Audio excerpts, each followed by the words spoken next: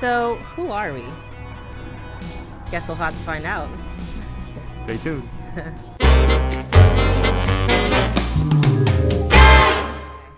Hi, it's Antonette Montalvo once again. Hello everyone, Luis Enrique Montalvo.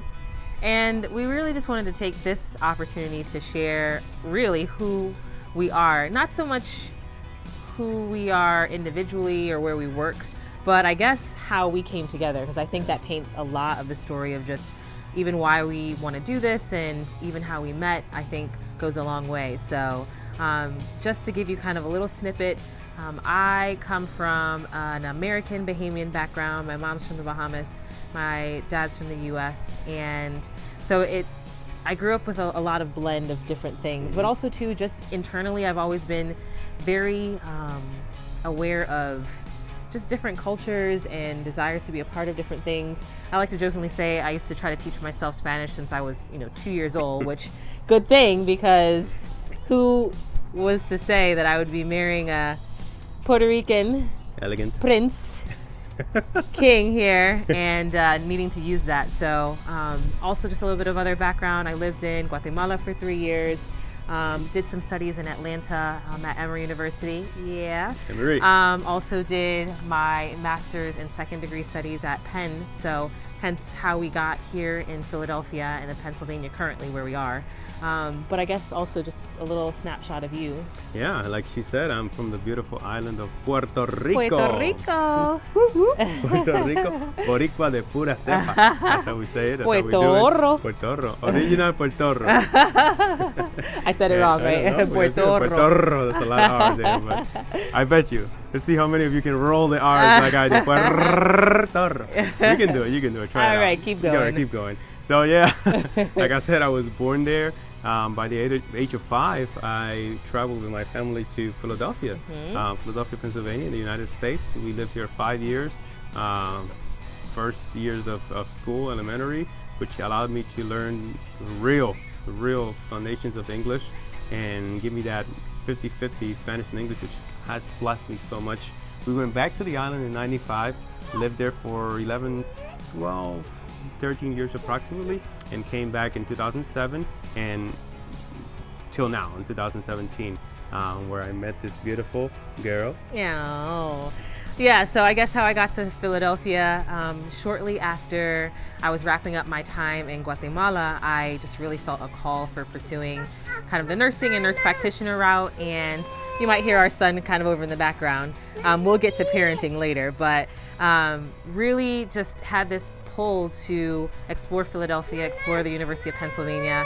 I started meeting a lot of just different individuals from Philadelphia while I was in Guatemala, working with a clinic that I was working there for several years. And again, we'll kind of get to those things, but I'm jumping ahead. But really just... Cut. We'll be right back. I know, baby. And we're back. We're back. Yeah, it was a little bit of a process to get back, but we're good. Baby. Yes, the joys of parenthood. 2 years old. Yeah, little toddler. He's awesome. He has been wonderful. He's and awesome. It is challenging, but it has been challenging in a good way. Yeah, it has been. Challenging, it really challenging in a sense that it disrupts the flow, but it's because he just wants attention, and we're there. And I mean that's us as people, fun. And I'm sure all the parents with the little babies are like, at least somebody acknowledges it.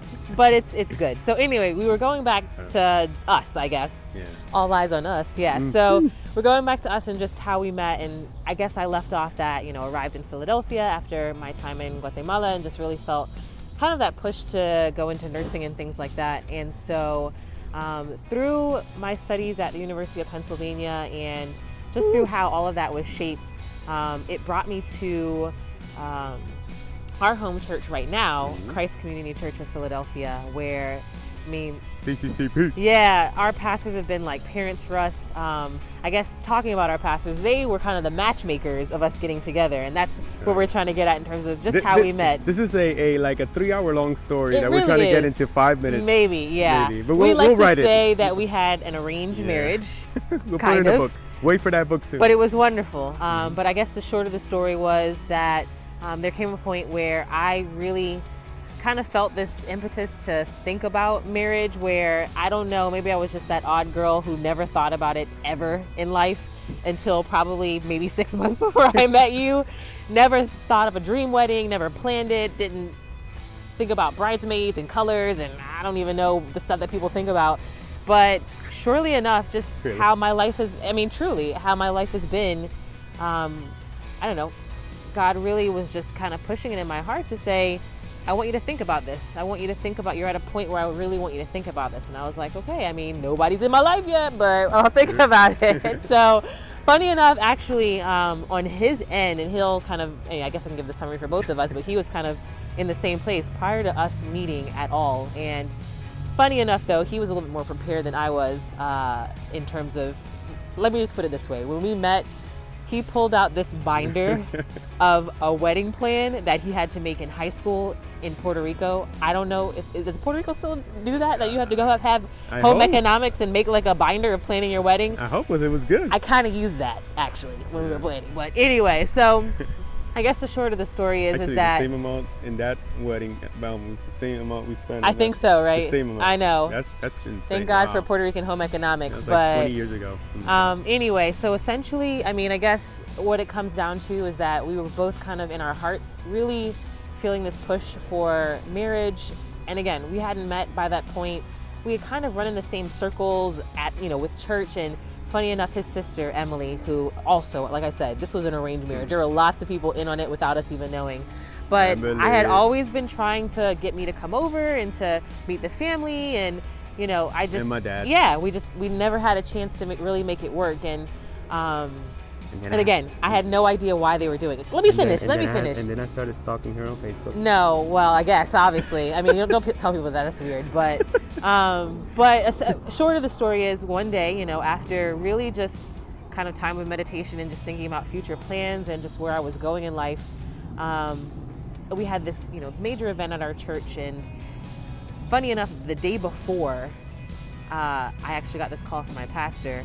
I had kind of said this declaration to myself and to God saying, if you never want me to be married or have children ever, like, that's fine. I'll be, a missionary in the field and I'll live overseas and that's what I'll do. And sure enough, I do not make this up. The next day my pastor calls and he says, what do you think about Luis? And I was like, in my way of playing it off, I said, Luis, that's Emily's brother, right? Mm-hmm. And yeah, the rest was history basically. But we say all that to say that I know a lot of you out there are saying, God, when's my timing? Like, when is this going to happen for me? That those people look great and those people look great and I'm doing all the things that I feel like I should be doing and I'm not trying to obsess over things. But like I said, sometimes you never know when the timing is. And sometimes it requires you to just say, you know what?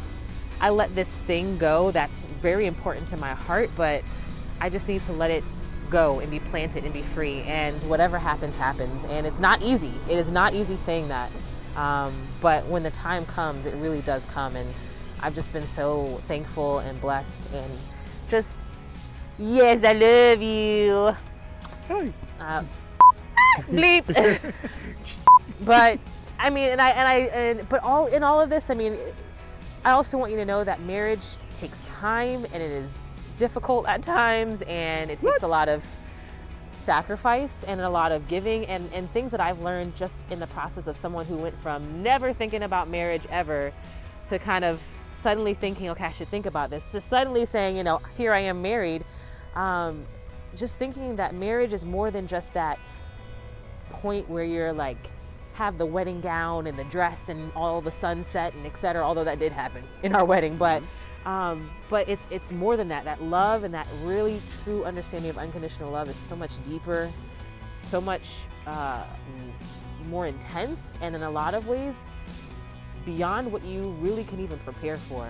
But it's just knowing that love and marriage is important, and it's uplifting, and it grows you, and it challenges you, and it causes you to look at your own self and say, how can I be better, not just for me, but for that person? So I know that's kind of roundabout, but we've been thankful to be at this point in our marriage, and also with a child, and just what God has been doing for us in this process. And again, we have learned a lot about ourselves, about each other, and even just the things that maybe we didn't want to learn about ourselves. and each other, but we've taken it and we've said, God, you know, here we are. So yeah, hopefully you're encouraged in that. And one of the most amazing things of marriage is, first of all, finding that one person that you can call your friend, your best friend, and going through your best friend. Yes, and going through all the craziness of life. Because look, we've gotten lost in national parks. We've been stranded in airports. We've seen our plane like leave, and we were waving bye to the plane that we're supposed to be on our honeymoon. We've been like we almost were abandoned in the Caribbean in an island, and our cruise was going away. I mean, we've been through so many things that you'll and also read our book. really hard stuff of just, I mean, financial crises and emotional crises, and just blows to our psyche in various very hard ways, and changes in our workplaces, and loss, families, and grief, and it's not easy. It is not easy. But when you find that right person, you find that balance, you find that support, you find that word of encouragement in the worst of times, and when the times are good, they're extremely good. And when times are bad, you feel the pain, but then you're quickly able to bounce back, and it's just awesome. Yeah. So that's, I mean, we waited a long time to be able to say I love someone, but when we made the right choice and we waited, and we were blessed by having such great people around us that saw the potential in each one of us in our singleness, and with a vision that we probably never saw that together we could have reached bigger and greater and higher purposes. And look at what we're doing right now, together as a couple, putting our strengths together, putting our passion and vision and purpose together, and reaching hundreds, thousands, and even millions of people around the world, and just sowing seeds of love. So with that said, we want to leave you with these words of love and encouragement, and first of all, thanking you for you being guys. here, and never forget for listening. Never forget that patience, it pays off in all aspects of life. And one important thing is that if you don't know that one true friend that we both have in life, that friend is Jesus Christ. Not as a religion, not as just something just to pass on by. He is a true friend. Meet him personally. We guarantee you that you won't be disappointed.